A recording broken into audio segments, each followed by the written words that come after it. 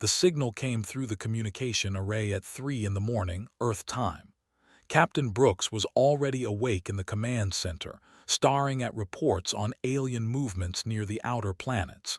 He had not slept in 36 hours. The world was ending, and he needed to stay sharp. The Galactic Collective had arrived 3 months ago, not to make friends, not to trade. They came to take Earth. Their message was simple and direct.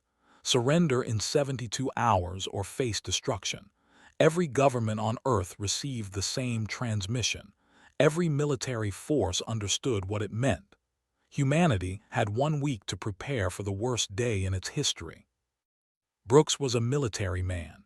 He had spent his entire life preparing for wars, but he had never prepared for a war like this one. The Collective's ships hung above Earth like wolves circling prey. Their technology was so advanced that human weapons seemed like sticks and stones compared to what they possessed. A single collective warship could destroy an entire continent if they wanted to. Brooks knew this. Everyone knew this. That was why he needed a plan. That was why he had not slept. The alarm sounded at the communication station. Brooks moved toward it immediately.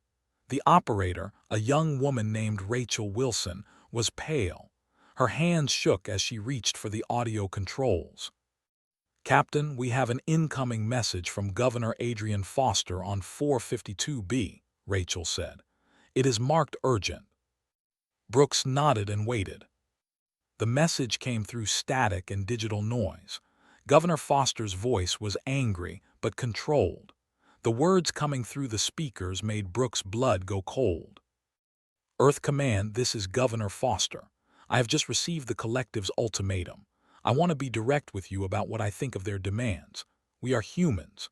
We did not cross the stars and build colonies on distant worlds just to bow to some alien empire that thinks they own the galaxy. I refuse. I refuse to let them dictate our future. Tell the Collective this. We would rather die free than live enslaved under their rule. Tell them that humans do not break. Tell them that humans do not surrender. Tell them that if they want Earth, they will have to burn it from the sky." Brooks' face went white. Then Rachel made a sound that seemed to come from her throat, a small, terrified noise. "Captain," she whispered, "the message was not just sent to you. Governor Foster's transmission went directly back to the Collective. It was routed through the colony's communications network. They received the entire response." The room went quiet. Brooks did not move for a long moment. He stood perfectly still, processing what had just happened. An accident, a routing error, a moment of bad luck in the vast darkness of space. That single mistake had changed everything. The door to the command center burst open. Dr. Lisa Warren ran inside, her face flushed with urgency.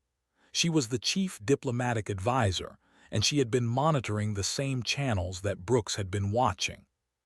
"You saw it?" she asked. Brooks nodded slowly. "The Collective received it all."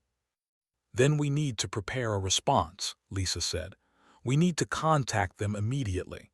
We need to explain that it was not official, that it was one man's anger, not the voice of all humanity." But Brooks shook his head. He walked to the main screen and stared at the star maps. The Collective's fleet was immense. Over 300 warships, each one more powerful than anything humanity had ever built, and more were coming. "It is too late for explanations," Brooks said quietly. "Governor Foster just declared war on the most lethal species in the galaxy, and he did it by accident." Lisa sank into a chair. The weight of it crashed down on her, on all of them. The emergency alert began to sound across the facility. Red lights flashed in the corridors. Within minutes, every military leader on Earth would know what had happened. Within hours, every government would be calling for emergency meetings. The world was about to change. Brooks returned to the communication station. He looked at Rachel Wilson, whose hands were still shaking. "Send an emergency broadcast to all human colonies," he ordered. "Let them know what happened. Let them know what is coming, and tell them to prepare their defenses." "Yes, Captain," Rachel said, her voice small and afraid. As she worked, Brooks thought about Earth. He thought about the cities and the people and the families who had no idea that their world had just been transformed forever. He thought about the colonists on 452b who had believed they were safe at that distant star. He thought about the station near Jupiter where human miners worked every day, far from home and family. All of them were now under threat. All of them were now part of a war that had begun with a single angry transmission sent by accident. The communication array buzzed again. This time it was a response from the collective. Their voice came through speakers in a language that had been translated into English by human computers working furiously to decode the alien message. Species designated as humans, your response to our peaceful demand has been received and interpreted as an act of hostility. We declare war upon your kind. Prepare for the consequences of your defiance. The collective does not accept refusal. The message ended, the transmission cut off. Brooks looked around the command center at his people. They were afraid. They were uncertain. They were facing impossible odds. But they were human. And humans, he knew from the long history of his species, could do remarkable things when their backs were against the wall. Begin mobilizing all defense forces, Brooks said to his command team. We need to unite every military force on Earth. We need to contact our colonies. We need to build a plan, not because we can win, but because we do not know how to do anything else. The work of a desperate war had begun. Outpost 12 floated in empty space, a gray station built from metal and desperation. It had been abandoned by the collective decades ago after they conquered its builders. Now it served as a meeting place for those who had nothing left to lose. Captain Brooks arrived on a small shuttle with Dr. Lisa Warren and Colonel Henry Maxwell. Maxwell was a tactical genius who had spent his military career studying impossible wars and finding ways to win them. Now he was humanity's last hope. The station was dark inside. The lights flickered in sections where power was low. They passed through corridors that smelled of metal and age until they reached the central meeting chamber. Inside, 3 alien species waited for them. They stood at one end of the room. They looked like creatures made of liquid metal that had learned to hold a shape. Ambassador was their representative. She had eyes that glowed faintly green and a voice that sounded like wind moving through canyons. "You are the humans," said. It was not a question. "We are," Brooks replied. "We came to speak with you about the collective." The Sethian swarms filled another section of the chamber. Thousands of individual creatures moving as one mind. They clicked and buzzed to each other in a language that sounded like insects in a storm. A voice came from their collective, speaking through a translator device mounted on the wall. "You come to us now after the collective takes most of the galaxy," the voice said. "You come because you are afraid." "Yes," Lisa said simply. "We are afraid and we are looking for help." The third species was the tall and thin with skin that seemed to shift color. Their leader was named, and he had been fighting the collective for 100 years. Help's voice was bitter. "The collective cannot be stopped. We have tried for generations. They are too strong. They will crush you like they crushed us." Maxwell stepped forward. He understood what needed to happen here. These species did not need hope. They needed a reason to fight. They needed to understand that humanity was offering them something the collective could never give them. "You are right," Maxwell said. "The collective is stronger than any of us alone. But what if we stopped thinking like individual species? What if we fought as one?" His eyes glowed brighter. "The collective has taught us to fear unity among the conquered. They keep species separate. They rule through division." "Exactly," Maxwell said. "We can use that against them. They expect us to act alone. They have strategies for crushing individual species. They have tactics for controlling one civilization. But they have never faced an alliance of different beings working together." "It will not matter," said. "Their weapons are too advanced." Lisa moved closer to the leader. She looked him directly in his shifting eyes. The collective is advanced, yes, but they are also predictable. They follow rules. They use the same strategies every time because they believe those strategies are perfect. Humans are different. We break rules. We act without logic. We make mistakes and learn from them, and we teach each other new ways to fight. The Sethian collective began clicking rapidly among themselves. After several minutes, their voice came through the translator again. "We will listen, but you must show us more than words." For the next 3 days, Brooks, Warren, and Maxwell presented their case. They explained what had happened on Earth. They explained why they believed humanity had advantages that the collective did not expect. They explained their vision of a coalition that could challenge the collective's rule. They showed data about human biology and psychology. They showed military records of human victories against odds that seemed impossible. They explained that humans came from a dangerous world where every day was a fight for survival. That made them strong in ways the collective did not understand. "The collective makes soldiers in factories," Maxwell explained. "They grow soldiers from genetic material, perfect soldiers with perfect bodies and perfect obedience. But humans are born fighters. We fight for our families. We fight for our home. We fight because we refuse to accept that we cannot win." Ambassador listened carefully to every word. At the end of the presentation, she stood up. Her liquid metal form rippled with movement. "I speak for she said. "We will join this alliance.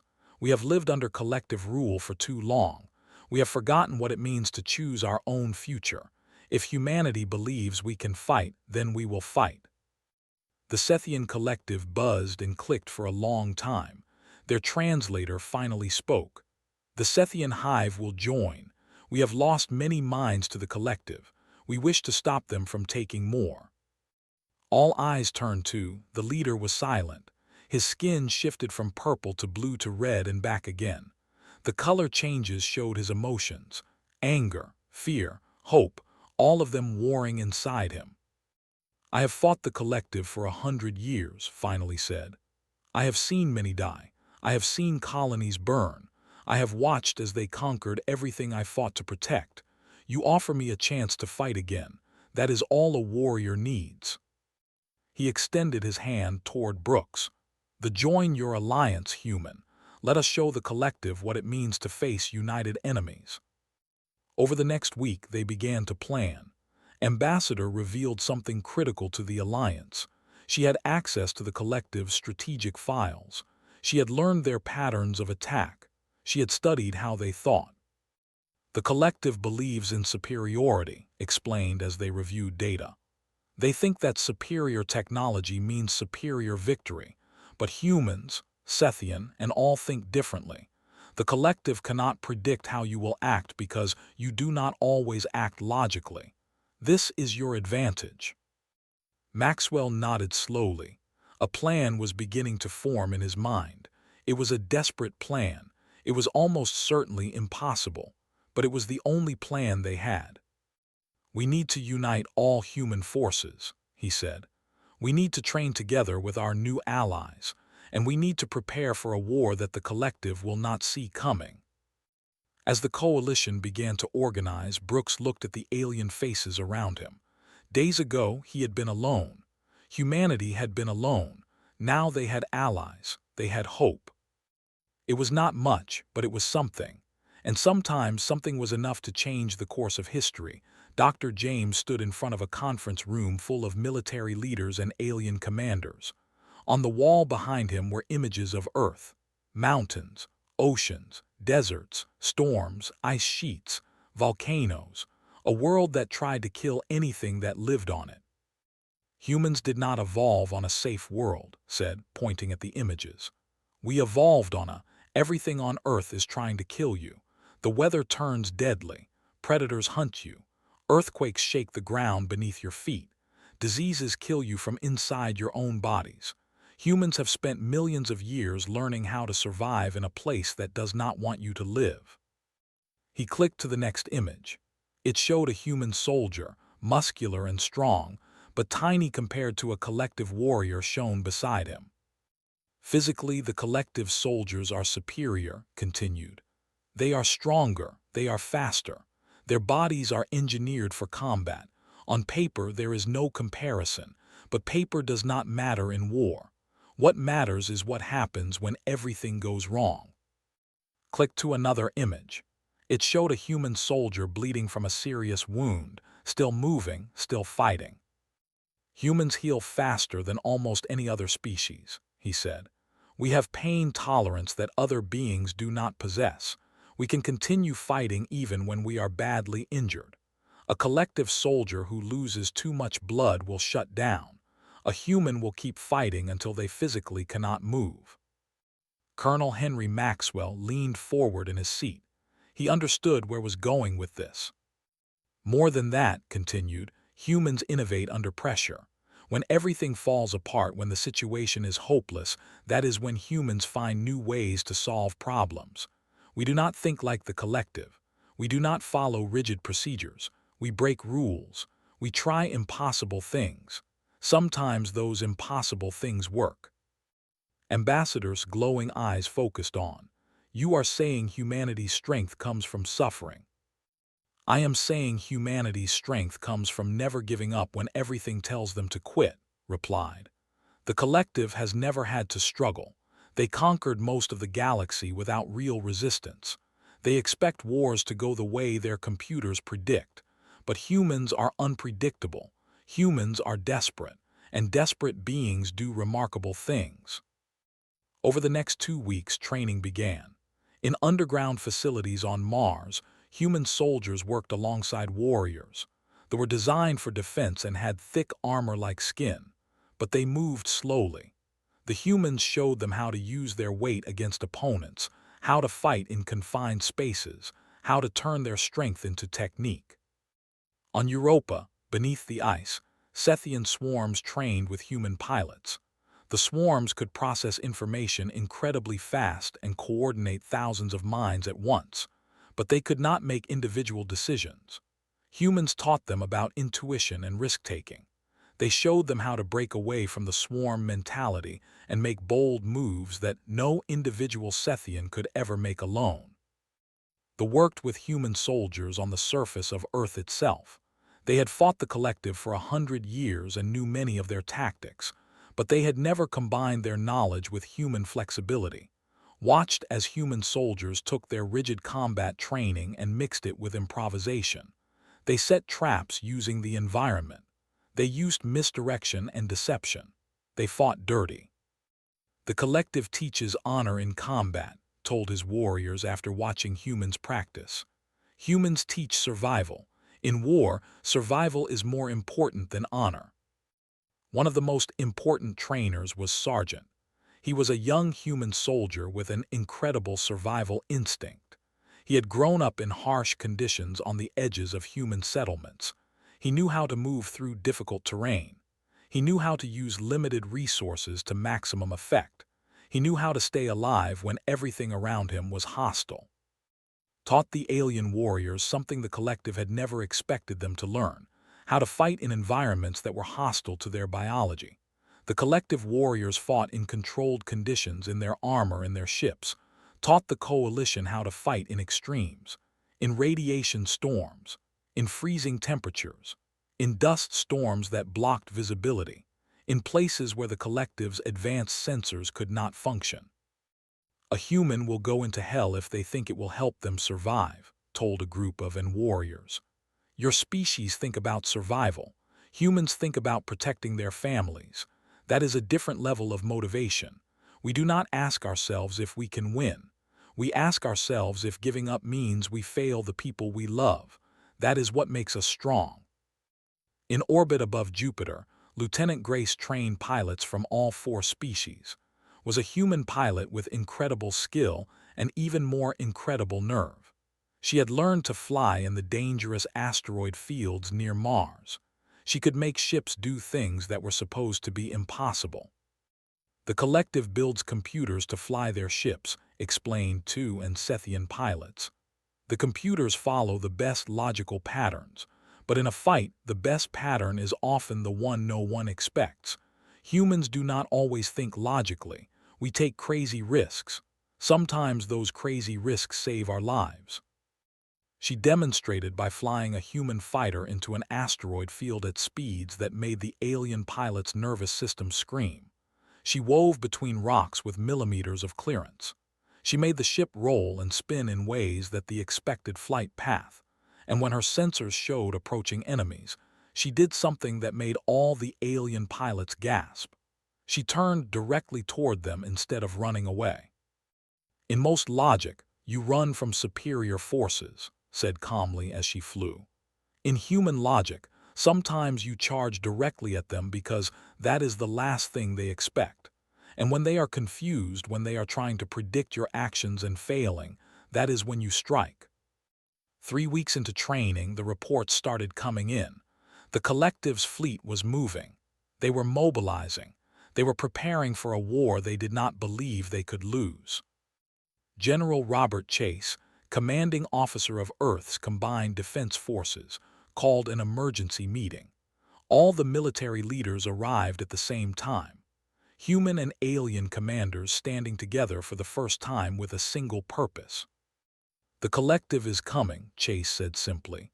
"We do not have much time, but we have something they do not have. We have unity. We have diversity. We have learned how to fight the way we naturally fight, not the way they expect us to fight." The training intensified. The coalition knew war was coming. They knew they were still outnumbered, but they also knew something else now. They knew their own strength. They knew that the collective had never faced enemies like them. They knew that a species fighting for survival could do things that seemed impossible. And they knew that the collective was about to learn the hardest lesson of their entire history. Never underestimate the power of those who have nothing left to lose. The Veil Nebula was a cloud of cosmic dust and gas that floated in neutral space between human territory and collective space. It was dark. It was cold. It was the perfect place for a battle no one was prepared for. Admiral David Cross stood on the command deck of the flagship, a massive ship that had been retrofitted with both human and alien weapon systems. Around him, screens showed the positions of the coalition fleet. Human ships, defenders, Sethian swarms, warriors in their sleek fighters. "They are coming," said Colonel Henry Maxwell from his position at the tactical station. "The collective's advance fleet, 300 ships, they will reach the nebula in 15 minutes. Admiral Cross nodded slowly. He had served in the human military for 40 years. He had fought in wars that seemed important at the time, but those wars were children's games compared to this. "Tell all fighters to move to attack positions," Cross said. "No one retreats. No one runs. We hold the line here or humanity dies." The order went out. In 1,000 ships, soldiers and warriors prepared for battle.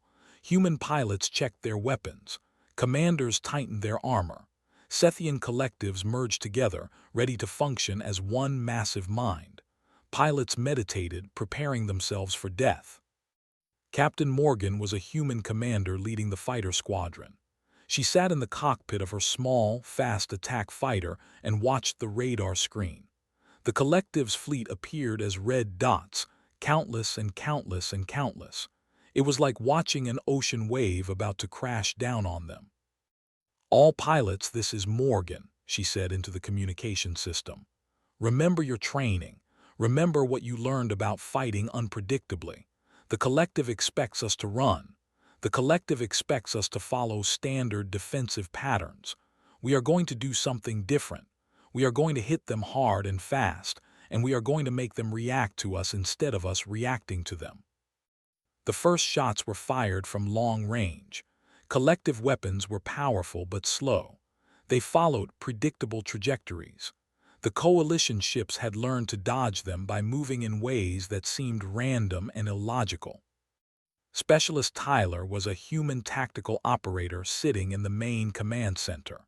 He was coordinating the movements of all coalition forces across 100 different channels. It was impossible work, but humans were used to doing impossible things. Defenders move to position Delta, called out. Sethian swarms shift left and engage the collective's left flank. Fighters hit their rear guard. And human pilots, all of you move into the asteroid field. We need to create confusion. The coalition fleet moved like a creature that had just learned to walk. There were mistakes. There were moments of chaos, but there was also power. Lieutenant Grace led a squadron of human fighters into the asteroid field. The collective's computer systems tracked movement with incredible precision. But the asteroid field was a mess of rocks and debris, a place where sensor systems became confused. Pulled her fighter into a tight roll, passing within meters of a massive asteroid. Her computer warned her about the danger. She ignored it. The collective fighter on her tail could not follow. Its programming would not allow it to take such risks. By the time the alien machine could process the situation and calculate a new path, was gone. She came back around and hit the collective fighter from behind with a burst of plasma fire. The alien machine exploded. That is how humans do it, said to herself. Sargent was not in space. He was on a collective space station that had been seized by the Coalition, an outpost that the alien fleet was trying to retake. Stood with a group of human and soldiers, watching as collective reinforcements approached. "Do not fall back," said to the group. "The collective expects us to abandon this position. They expect us to run back to our main force. We do not do what they expect." As the collective warriors advanced, led his mixed squad into the lower levels of the station. They moved through dark corridors and tight spaces where the collective's superior strength became useless. They used the station's own systems against the enemy. They sealed corridors. They flooded sections with radiation that the collective shields could not block. They fought with cunning instead of pure strength. An hour into the battle, the collective's supreme commander was studying reports in the main fleet vessel. The being's face showed something that looked like confusion. The humans and their allies were not fighting the way they were supposed to fight. "How is this possible?" the Supreme Commander said to his tactical officers. "Our weapons are superior. Our warriors are superior. Our strategy is perfect. Yet these primitive beings are not losing as predicted." On the command deck of the flagship, Admiral Cross watched the battle unfold. The Coalition was taking heavy losses. Many ships had been destroyed. Many warriors had died. But the collective was also losing more ships than they had lost in any battle in the last 100 years. "The asteroid field is protecting us," Maxwell reported. "The collective sensors cannot track our movements effectively. We are losing ships at 1/10 the rate we expected." The battle continued for 6 hours. 6 hours of explosions and fire and death. The darkness of space filled with the light of weapons and burning ships. But slowly, gradually, the collective realized something that no previous enemy had made them realize. The Coalition was not going to surrender. A human warship took damage that should have killed everyone aboard. Instead, the human crew sealed the damaged section and kept fighting. A vessel lost its main reactor. The pilot ejected, escaped, and then found another ship to fight from. A Sethian swarm lost half its numbers. The remaining swarm merged with another group and continued fighting with double strength. The collective had faced enemies that broke and ran. The collective had faced enemies that tried to negotiate for peace. The collective had never faced enemies that simply refused to stop fighting. Finally, the collective's supreme commander made a decision. To continue the battle would result in unacceptable losses. The advance fleet. As the red dots disappeared from the radar screens, Admiral Cross felt something he had not felt before. It was not victory. Too many had died for that. But it was not defeat either. "Send all medical teams to damaged vessels," Cross ordered. "Begin rescue operations, and send a message to all Coalition forces. Let them know that we held the line. Let them know that for the first time the collective is afraid of us." Throughout the Coalition fleet, that message spread. And in 1,000 different locations, humans and aliens looked at each other with a new understanding. They could fight the collective. They could hurt the collective. They could make the collective bleed. The price of that first victory was measured in death. Thousands died. Thousands more were injured, but the cost was worth it. The collective had learned that day what humans had always known. A being fighting for survival, a being fighting for home, a being who refuses to accept defeat, becomes something more powerful than any machine or weapon. And the galaxy would never be the same again. The war lasted 6 months, 6 months of battles across dozens of star systems, 6 months of fire and blood and loss. The collective brought its full military power to bear. Entire worlds fell, colonies burned, billions of people died. But the coalition refused to break. On 452b, Governor Adrian Foster stood on a platform and watched the ships arrive in the sky. The same sky that he had loved for 5 years. The same world where he had built a home far from Earth. Now that home was dying. The collective demanded surrender or destruction. Foster made his choice. He ordered the evacuation of all children first.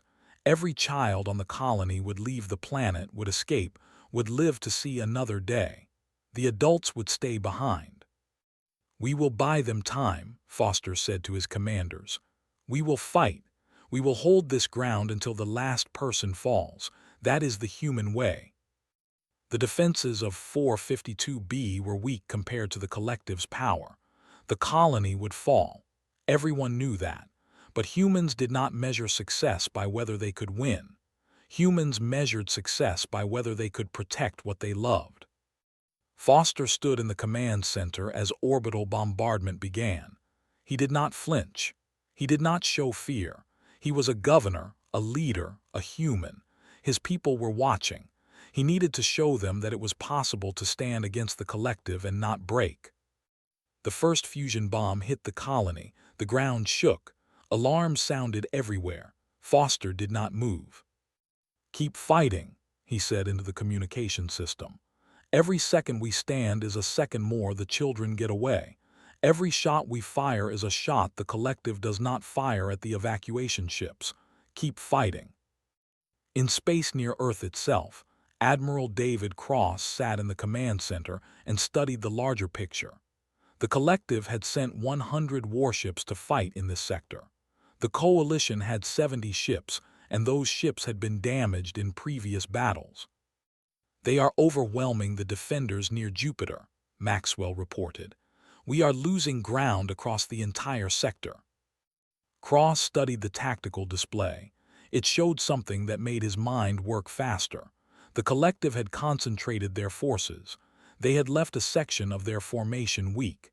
It was a risk, moving his flagship into that weak point. A high risk. But humans understood risk in ways the collective did not. "Plot an intercept course," Cross told his navigator. "We are going to hit their command ship directly. All available ships follow us. We are not running. We are attacking." The move was suicidal. The flagship was not strong enough to fight the collective's command ship, but the flagship was not alone. Every remaining human ship, every defender, every Sethian swarm, every fighter followed Admiral Cross into the assault. The battle that followed would be remembered as the moment the war changed direction. The coalition struck with everything they had. The collective's command ship took damage, critical damage. The alien command structure became confused, and in that moment of confusion, the coalition pushed harder. The collective's command ship exploded in a burst of light that could be seen from light years away. The victory cost Admiral Cross his life. It cost thousands of coalition members their lives, but it did something more important. It showed the collective that they could be hurt, that their leaders could die, that the beings they had believed they were destroying could actually hurt them. Dr. Lisa Warren had been working on something for months. A message, a proposal, a desperate attempt at something other than endless war. When she heard about the destruction of the collective's command ship, she knew it was time to send it. She recorded a message in 6 different languages. She recorded it in Sethian, and in human languages, and she sent it directly to the collective's surviving leadership. The message was simple.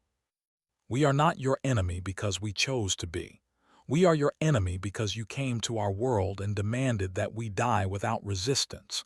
We would have been your slaves if we could have accepted slavery. But slavery is not in the human nature. We fight because we must fight. We die because we refuse to live without freedom. You have superior weapons. You have superior numbers. You can destroy our worlds. You can kill our people, but we want you to understand something. Every world you conquer will have humans on it. Every human you take as a slave will work against you in 10,000 small ways. Every human you kill will inspire 10 more to resist. The cost of conquering humanity is not a single war. The cost of conquering humanity is endless resistance, endless loss, endless pain. We are offering you a choice. You can continue this war. You can try to destroy us. You can try to conquer us, but you will never break us. Or you can choose peace. You can recognize that humanity has the right to exist. You can recognize that we are powerful enough to hurt you. And you can decide that it is better to share the galaxy than to keep trying to conquer it. The choice is yours, but know this, we will never surrender. We will never accept enslavement. We will fight until the last human falls. That is not a threat. That is a promise. The collective received the message. The collective's surviving leaders studied it. They studied the data of their losses. They studied the reports of coalition resistance across every battle. For the first time in the collective's entire history, they experienced something they had never experienced before. They experienced the possibility of defeat. 3 weeks later, the collective sent a response. It was not a declaration of war. It was not a demand for surrender. It was a request for negotiations. The treaty was signed in neutral space, on Outpost 12, in the same place where the alliance had begun. The collective recognized human independence. The collective recognized the independence of the Sethian and the collective agreed to a new structure for the galaxy, one where power was shared instead of concentrated. It was not a perfect victory. The collective still controlled vast territories. The collective was still powerful, but they were no longer the only power in the galaxy. Governor Adrian Foster returned to 452B. The colony was damaged. Many buildings had been destroyed. Many people had died, but the children were safe. That was what mattered. He stood on the same platform where he had stood during the bombardment. The sky was clearing. Reconstruction ships were arriving. Life would return to this world. Captain Brooks returned to Earth. The planet had been spared direct attack, but the war had changed everything. Humans now stood as equals with alien species. Humans had proven that they could fight, that they could survive, that they could win. In the memorial gardens, humans, Sethian, and came together. They honored the dead. They remembered the cost of freedom, and they understood something profound. The strongest force in the galaxy was not superior technology. It was not superior numbers. It was a species willing to sacrifice everything rather than lose their freedom. It was beings who would stand against impossible odds because the alternative was slavery. It was the power of those who had nothing left to lose. The collective had believed they were the most lethal species in the galaxy. They had been wrong. The most lethal force in the galaxy was humans fighting for their home, and the galaxy would never forget that lesson. The war was over. A new age was beginning. And for the first time in 1,000 years, beings across the galaxy looked at the future and saw the possibility of peace not through submission, but through respect for each other's power and independence. Humanity had come to the stars alone. They were leaving the stars as part of something larger, but they were leaving as free people, and that made all the difference.